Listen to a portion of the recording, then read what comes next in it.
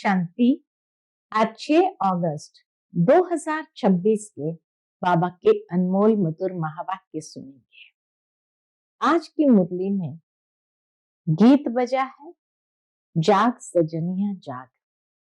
तो बाबा आत्मा रूपी सजनियों को जागृत करते हैं, अर्थात सावधान करते हैं, क्योंकि रचयिता बाप आए हैं नई दुनिया की रचना करने, लेकिन उन्हें पक्के योगी बच्चे चाहिए। और योग की सिद्धि क्या है? तो बाबा कहते कर्मेंद्रिय जीत बनना, अर्थात कर्मेंद्रिया जरा भी चंचल न हो, यह है योग की सिद्धि। और ऐसी योग की सिद्धि जब होती है, तब नई दुनिया की रचना में मददगार बन सकते हैं। तो बाबा कहते हैं तुम बच्चों को कभी भी काम विकार के वशीभूत किसी के नाम रूप में नहीं फंसना है।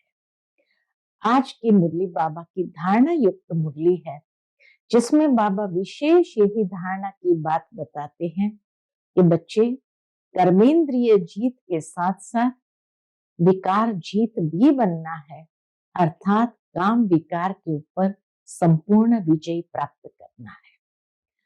क्रोध नाम रूप में फंसना ऐसे नहीं कहा जाता है, परंतु काम के वश ही नाम रूप में फंसना होता है। इसीलिए बाबा कहे तुम बच्चों की बहुत मीठी दृष्टि हो सर्व के प्रति, सबको सुख की प्यार की दृष्टि से जरूर देखो, परंतु आत्म रूप का भाव जरूर समाया, दैहिक भान से परे हो। तो सुनते हैं आज के बाबा के अनमोल मधुर महावाक्य। ओम शांति। मीठे बच्चे, अपने आप से वायदा करो कि हमें बहुत बहुत मीठा बनना है, सबको सुख की प्यार की दृष्टि से देखना है, किसी के नाम रूप में नहीं फंसना है। आज की मुरली से प्रश्न है, योग की सिद्धि क्या है और पक्के योगी की निशानी सुनाओ। उत्तर है, सब कर्मेंद्रियां बिल्कुल शांत शीतल हो जाए। पक्के योगी की निशानी क्या? तो सब कर्मेंद्रियां बिल्कुल शांत शीतल हो जाए, यह है योग की सिद्धि। पक्के योगी बच्चे वह जिनकी कर्मेंद्रियां जरा भी चंचल न हो, रिंचक भी किसी देहधारी में आंख न डूबे। मीठे बच्चे, अब तुम जवान नहीं, तुम्हारी वानप्रस्थ अवस्था है। आज की मुरली से पहले गीत बजा है, जाग सजनिया जाग। ओम शांति। मीठे मीठे रूहानी बच्चों ने गीत सुना, इसके अर्थ पर दिल में विचार सागर मंथन करना है और खुशी में आना है कि किस बात की जागृति सावधानी बाबा दिलाते हैं। इसलिए बाबा के इसके अर्थ पर दिल में विचार सागर मंथन करना है और खुशी में आना है, क्योंकि यह है नई दुनिया के लिए नई बातें। यह नई बातें अभी सुननी है। बच्चे अब जानते हैं नई दुनिया स्थापन करने वाला कोई मनुष्य नहीं हो सकता। तुम जब यह बातें सुनते हो तो समझते हो, तो यह तो 5000 वर्ष पहले वाली पुरानी बातें हैं। बाबा कहे तुम जब ये बातें सुनते हो तो अंदर में समझते हो। क्या समझते हैं? ये तो 5000 साल पहले वाली पुरानी बातें हैं, जो फिर नए सिर सुनाई जाती है। तो पुरानी सु नई, नई सु पुरानी हो जाती है। अभी तुम जानते हो 5000 वर्ष पहले वाली वही बातें बाबा नई करके सुनाते हैं। बातें वही है, किस लिए सुनाते हैं? नई दुनिया का वर्षा पाने। इसमें ज्ञान डांस करना होता है। भक्ति में भी बहुत डांस करते हैं, चारों तरफ फेरे लगाते डांस करते हैं। ज्ञान का डांस तो बिल्कुल सहज है। बाबा कंपेयर करते, एक तरफ है भक्ति का स्थूल डांस और दूसरी ओर है बुद्धि का ज्ञान डांस। तो ज्ञान का डांस बिल्कुल सहज है, इसमें कर्मेंद्रियां बहुत चलती है। उसमें भक्ति के डांस में कर्मेंद्रियां कितनी चलती है, मेहनत करनी पड़ती है। यह तो सिर्फ अंदर में ज्ञान डांस चलता है, बुद्धि में ज्ञान डांस अंदर में चलता है। सृष्टि चक्र कैसे फिरता है, ये नॉलेज बुद्धि में है, इसमें कोई तकलीफ नहीं है। हाँ, याद में मेहनत लगती है, बाकी ज्ञान डांस करने में कोई तकलीफ नहीं। बच्चे कहीं फेल हो पड़ते हैं, मेहनत लगती है, और बाबा कहते कभी कभी कई बच्चे फेल भी हो पड़ते हैं। किस बात में फेल होते हैं, कहां न कहां गिर पड़ते हैं। सबसे मुख्य बात, नाम रूप में नहीं फंसना है। गिरना, फेल होना, मेहनत अनुभव करना, ये तब होता है जब नाम रूप में नहीं फंस जाते हैं। स्त्री पुरुष काम वश नाम रूप में फंसते हैं ना। क्रोध नाम रूप में नहीं फंसाता है, पहले पहले है यह जिसकी बड़ी संभाल करनी है। बुद्धि योग नाम रूप की ओर न जाए, इसकी बड़ी संभाल करनी है। उसके लिए बाबा सावधान करते हैं, आत्मा को जागृत करते हैं। कोई के भी नाम रूप में नहीं फंसना है। उसके लिए पुरुषार्थ क्या है, तो बाबा कहते अपने को आत्मा समझना है। हम आत्मा अशरीरी आई थी, अब अशरीरी होकर जाना है। इस शरीर का भान तोड़ना है। यह नाम रूप में फंसने की बहुत खराब बीमारी है। यह आत्मा को बहुत खराब बीमारी है। बाप सावधानी देते हैं बच्चों को। कोई कोई इस बात को समझते नहीं है, कहते बाबा नाहक ऐसे कहते हैं कि नाम रूप में फंसे हो, परंतु ये गुप्त बीमारी है, इसलिए बाबा सावधान करते हैं। इसलिए साजन सजनियों को अथवा बाप बच्चों को जगाते हैं। जगाने का भाव है यहाँ जागृत करते हैं, अर्थात अटेंशन दिलाते हैं। बच्चे जागो, अब फिर से कलयुग के बाद सतयुग आना है। बाप ज्योति जगाने आते हैं। मनुष्य मरते हैं तो उनकी ज्योत जगाते हैं, फिर दीपक की संभाल करते हैं कि बुझ ना जाए, आत्मा को अंधियारा न हो। वास्तव में यह है सब भक्ति मार्ग की बातें। आत्मा तो सेकंड में चली जाती है। कई लोग ज्योति को भी भगवान मानते हैं। ब्रह्म को बड़ी ज्योति कहते हैं। ब्रह्म समाजियों का मंदिर होता है, जहां रात दिन ज्योति जगती है। कितना खर्चा होता है, फालतू व्रत जाता है, यहाँ वह कुछ भी डालने का है नहीं। याद व्रत का काम करती है, याद ही व्रत का काम करती है। याद रूपी व्रत है, तो मीठे मीठे बच्चे ये समझते हैं, नई बात होने के कारण ही झगड़ा होता है। बाप कहते हैं मैं आता हूं किसके पास, बाबा कहते मैं आता हूं स्वीट चिल्ड्रन के पास। भारत में ही आता हूं। अपना जन्म देश सबको प्यारा लगता है ना, बाप को तो सब प्यारे लगते हैं, फिर भी मैं अपने भारत देश में ही आता हूं। गीता में अगर श्री कृष्ण का नाम नहीं होता तो सब मनुष्य मात्र शिव बाबा को मानते। शिव के मंदिर में कितने जाते, आज भी देखो तो शिव के मंदिर में कितने जाते हैं। बड़े से बड़ा मंदिर सोमनाथ का था, अभी तो कितने ढेर के ढेर मंदिर बने हैं। श्री कृष्ण को इतना सब मानते नहीं जितना बेहद के बाप को मानते हैं। द्वादश ज्योतिर्लिंगम भारत भर में बने हुए हैं। भारत का कोई गांव भी ऐसा नहीं होगा जहां शिव बाबा का, महादेव का मंदिर ना हो। इसलिए बाबा कहते हैं श्री कृष्ण को इतना सब मानते नहीं जितना बेहद के बाप को मानते, शिव को मानते।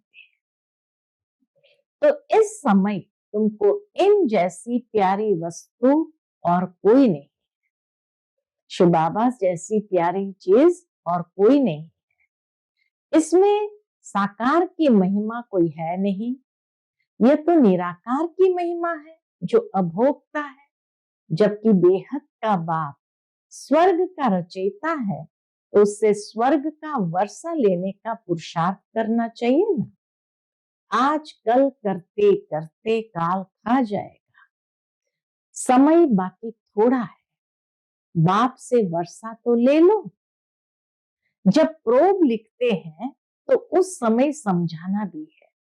प्रोब यानी कोई बात की जांच पड़ताल जब की जाती है और वो लिखा जाता है तो फिर उसमें समझाना भी है। जबकि निश्चय करते हो वह बेहद का बाप है, तो बाप से वर्षा लेने का पुरुषार्थ करो, नहीं तो बाहर जाने से झट भूल जाएंगे। इसलिए बाबा कहते हैं उनको लिखा दो। जब अच्छी तरह से समझा है, जांच पड़ताल की है, तो फिर उसको साथ में अच्छी तरह से समझाओ, नहीं तो बाहर जाने से क्या होगा, झट भूल जाएंगे। बात तो कल्याणकारी है ना। कहते हैं इस योग से ही तुम्हारे सब दुख 21 जन्मों के लिए दूर होने हैं। बच्चियां घर में भी समझाती रहे कि अब सब दुख दूर करने वाले बेहद के बाप को याद करने से ही तमो प्रधान से सतो प्रधान बन जाएंगे। पवित्र तो जरूर रहना पड़े, मूल बात है पवित्रता की।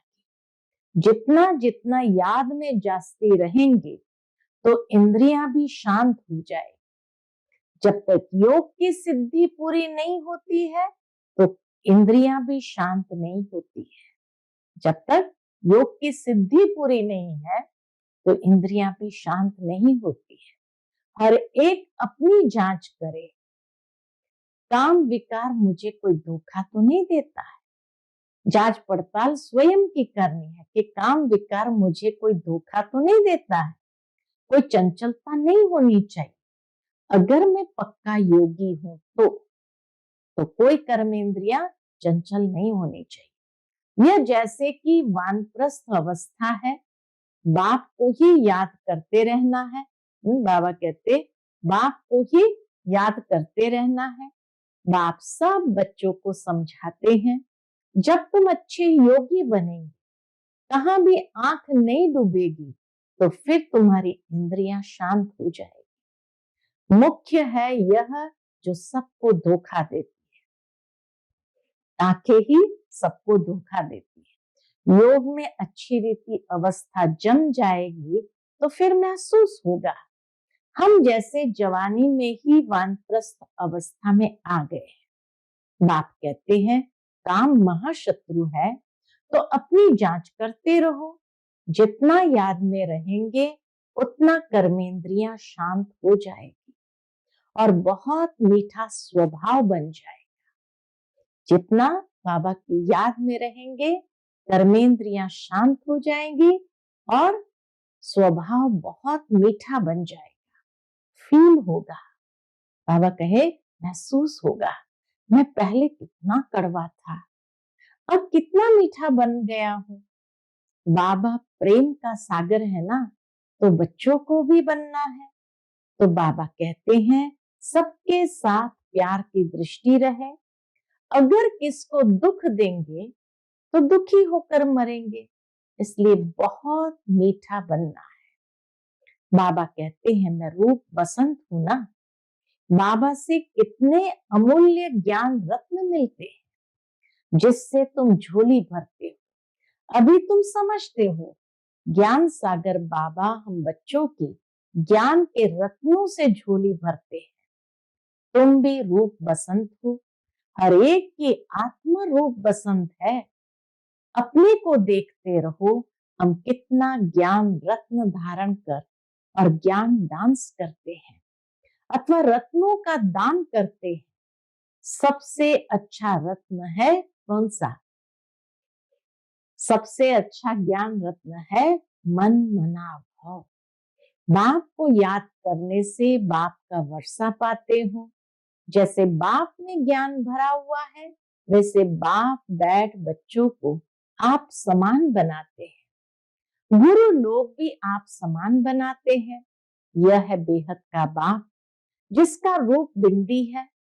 तुम्हारा भी रूप बिंदी है। तुमको आप समान ज्ञान का सागर बनाते हैं। जितनी धारणा करेंगे कराएंगे, वह समझे हमारा उच्च पद है।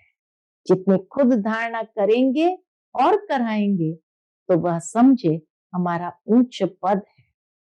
बहुतों का कल्याणकारी बनेंगे तो बहुतों की आशीर्वाद मिलेगी। बाप भी रोज सर्विस करते हैं ना। ये गुलजार बच्ची है, कितना मीठा समझाती है। बाबा याद करते हैं गुलजार दादी को, कितना मीठा समझाती है, सबको पसंद आता है। दिल होती है ऐसी ब्राह्मणी हमको मिले। अब एक ब्राह्मणी सब जगह तो नहीं जा सकती है, फिर भी बाबा कहते हैं जो समझते हैं मैं अच्छा समझाती हूँ, तो उनको ऑल राउंड सर्विस करनी चाहिए। आप ही शौक होना चाहिए मैं सेंटर्स पर चक्कर लगाऊं।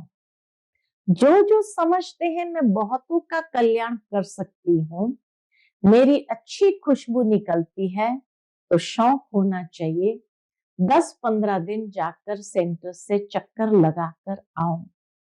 एक को देखकर फिर और भी सीखेंगे। जो करेगा सो पाएगा। ये सर्विस बहुत कल्याणकारी है। तुम मनुष्य को जीवदान देते हो, ये बड़ा उत्तम से उत्तम काम है। मनुष्य को जीवदान देते हैं, बाबा कहते ये बहुत उत्तम से उत्तम काम है। धंधे वाले भी युक्ति से टाइम निकाल सर्विस पर जा सकते हैं। सर्विसेबल को तो बाप प्यार भी करेंगे, परवरिश भी करेंगे। जिनको सर्विस का शौक होगा, वह सर्विस बिगर रह नहीं सकेंगे। बाप मदद भी करते हैं ना। बच्चों को बहुत रहम दिल बनना है। बेचारों की बहुत दुखी जीवन है। बाबा को कितना रहम आता है। बेचारों की बहुत दुखी जीवन है, तुम जीवदान देते हो। तो बाबा के तुम बच्चों को भी ऐसे रहम दिल बनना है और उनको जीवदान देते हो। किसको अविनाशी ज्ञान रत्नों का दान करना, इन जैसा सर्वोत्तम ज्ञान दान कोई है नहीं। बहुत रहम दिल बनना है। ब्राह्मणी कमजोर होने के कारण सर्विस ढीली हो पड़ती है, इसलिए अच्छी टीचर की मांगनी करते हैं। जब भी विचार आए तो चले जाना चाहिए। बाबा कौन सा सेंटर ठंडा है, हम जाकर चक्कर लगाकर आए। प्रदर्शनी के चित्र भी है, चित्र पर जास्ती अच्छी रीति समझेंगे। ख्याल चलाना चाहिए हम सर्विस कैसे बढ़ाएं। बाप भी सबका जीवन हीरे जैसा बनाते हैं। तुम बच्चों को भी सर्विस करनी है। वंदे मातरम गाया जाता है, परंतु अर्थ नहीं समझते। पतित मनुष्य की अथवा पृथ्वी आदि की कभी वंदना नहीं की जाती है। ये तो 5 तत्व है, उनकी क्या वंदना करेंगे। 5 तत्वों से बना हुआ शरीर है, तो शरीर की पूजा करना हो गई भूत की पूजा। शिव बाबा को तो शरीर है नहीं, उनकी पूजा है सबसे उत्तम। बाकी है मध्यम। आजकल तो मनुष्य को भी पूछते रहते हैं, वह है पतित। महान आत्माएं तो देवताएं होते हैं, सन्यासियों से वह जास्ती पवित्र है। अभी तुम बच्चे जानते हो हम देवता बन रहे हैं। बाप हमको ये अविनाशी ज्ञान रत्न दान करना सिखलाते। इन जैसा उच्च दान और कोई होता नहीं। एक बाप को ही याद करना है। शिव और लक्ष्मी नारायण के चित्र तो है, हर एक अपने घर में लगा दे तो याद रहेगा। शिव बाबा हमको ये लक्ष्मी नारायण बनाते हैं। इस समय तुम बन रहे हो। स्वर्ग का रचयिता है ही शिव बाबा। सतयुग में तो नहीं वर्षा देंगे, बाबा कोई सतयुग में तो वर्षा नहीं देंगे। इस अंतिम जन्म में शिव बाबा कहते हैं मुझे याद करो तो तुम यह बनेंगे, और सब बातें छोड़कर बस सर्विस और सर्विस। बाप को याद करते हो, यह भी बड़ी सर्विस करते हो। याद भी एक बड़ी सर्विस है, क्योंकि इसमें मनसा सर्विस होती है। तत्व आदि सब पावन बन जाते हैं। योग की महिमा बहुत भारी है। दुनिया में योग आश्रम तो बहुत है, परंतु वह सब है जिस्मानी हठ योग। तुम्हारा यह है राजयोग, जिससे तुम्हारा बेड़ा पार हो जाता है। उन अनेक प्रकार के हठ योग आदि से सीढ़ी उतरते आए। मूल बात है याद की। देखना है हमारा मन कहाँ विकार तरफ तो नहीं जाता है। विकारी को ही पतित कहा जाता है, अर्थात कौड़ी मिसल। विकार में गिरने से अपना ही नुकसान कर देंगे। जो करेगा वो पाएगा। बाबा कहते हैं जो करेगा सो पाएगा। बाप देखे व न देखे, अपने को चेक करना है।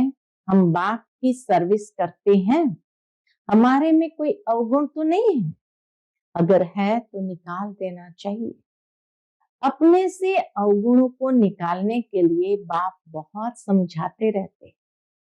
निर्गुण का भी अर्थ कोई नहीं समझते। निर्गुण बालक की मंडली क्या कर सकेगी जिसमें कोई गुण नहीं है। बिगर अर्थ जो आया सो कह देते हैं। अनेक मत है ना, तुमको एक मत मिलती है, जिससे तुमको तो अथाह खुशी होनी चाहिए।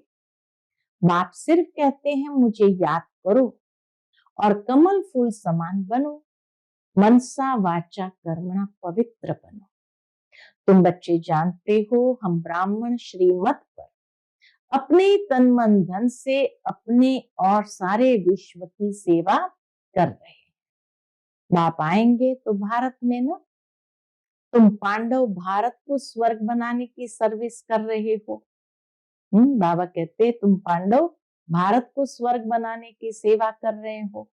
तुम अपना काम करते हो, आखिर विजय तो पांडवों की ही होनी है, इसमें लड़ाई की बात नहीं है। तुम हो डबल नॉन वायलेंस, डबल अहिंसक। न विकार में जाते हो न गोली चलाते हो। वायलेंस से कोई भी विश्व पर बादशाही पा नहीं सकती। बाबा ने समझाया है। वह दोनों क्रिश्चियन लोग दोनों अगर आपस में मिल जाए तो विश्व पर राज्य कर सकते हैं, परंतु ड्रामा में ऐसा है नहीं। कृष्ण ने ही कृष्णपुरी को हक किया है। भारत से कृष्ण की ही पूरी था ना। लड़कर बादशाही ली, बहुत धन ले गए यहाँ से, अब फिर धन वापस होता जाता है और फिर तुम विश्व के मालिक बन जाते हो। बाबा कितनी युक्तियां बताते हैं। उन्होंने ही तुम्हारा राज्य छीना है, फिर वह आपस में लड़ते हैं और विश्व के मालिक तुम बन जाते हो। कितनी बड़ी बादशाही है। मेहनत सिर्फ इसमें याद करते रहो और अपना भरसा लो। मेहनत है याद में, इसमें तंग नहीं होना चाहिए। बाबा कहे न थकना है न तंग होना है। अच्छा, मीठे मीठे से खिलते बच्चों प्रति माता पिता बाप दादा का याद प्यार और गुड मॉर्निंग। रूहानी बाप की रूहानी बच्चों को नमस्ते। हम सब रूहानी बच्चों की रूहानी माता पिता बाप दादा को याद प्यार, गुड मॉर्निंग और नमस्ते नमस्ते। शुक्रिया बाबा, शुक्रिया। आज की मुरली से धारणा के लिए मुख्य सार है। पहली पॉइंट, दूसरी सब बातों को छोड़कर ज्ञान दान करना है, रूप बसंत बनना है, अपने अवगुणों को निकालने का पुरुषार्थ करना है, दूसरों को नहीं देखना है।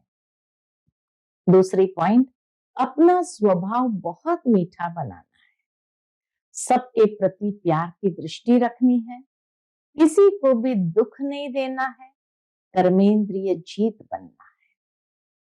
आज का बाप दादा का मधुर वरदान हम बच्चों के प्रति है, संपूर्ण समर्पण की विधि द्वारा सर्वगुण संपन्न बनने के पुरुषार्थ में सदा विजयी भव।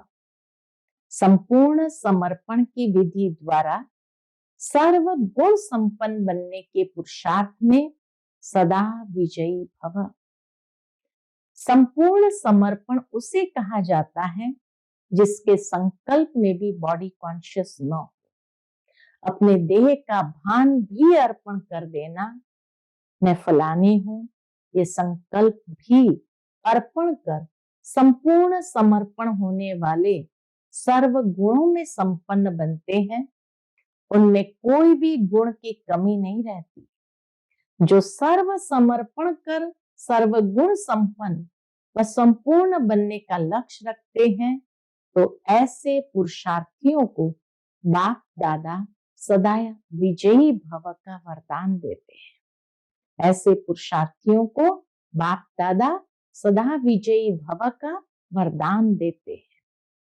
आज का स्लोगन है, मन को वश में करने वाला ही मन मना भव रह सकता है। मन को वश में करने वाला ही मन मना भव रह सकता है। आज का व्यक्ति इशारा है, अपवित्रता के बीज को भी समाप्त कर संपूर्ण स्वच्छ पवित्र बनो। उसके अंतर्गत बाबा कहते, पवित्रता और अपवित्रता का कारण है स्मृति। पवित्रता और अपवित्रता का कारण है स्मृति। जब स्मृति रहती है कि दैवी है, तो स्मृति दृष्टि और वृत्ति को पवित्र बनाती है। और जब स्मृति है कि ये फीमेल है, तो वह स्मृति वृत्ति और दृष्टि को अपवित्रता की तरफ खींचती है। जब किसी भी बहन को देखते हैं और ये समझते ये देवी है, तो स्मृति दृष्टि और वृत्ति को पवित्र बनाती है। और जब स्मृति में ये रहता है ये फीमेल है, तो स्मृति दृष्टि और वृत्ति को अपवित्रता की तरफ खींचती है। वहां रूप को देखेंगे और वहां रूहानियत को देखेंगे। बाबा कहते हैं, दैहिक दृष्टि रूप को देखेंगे और आत्मिक दृष्टि रूहानियत को देखेंगे। अच्छा, ओम शांति।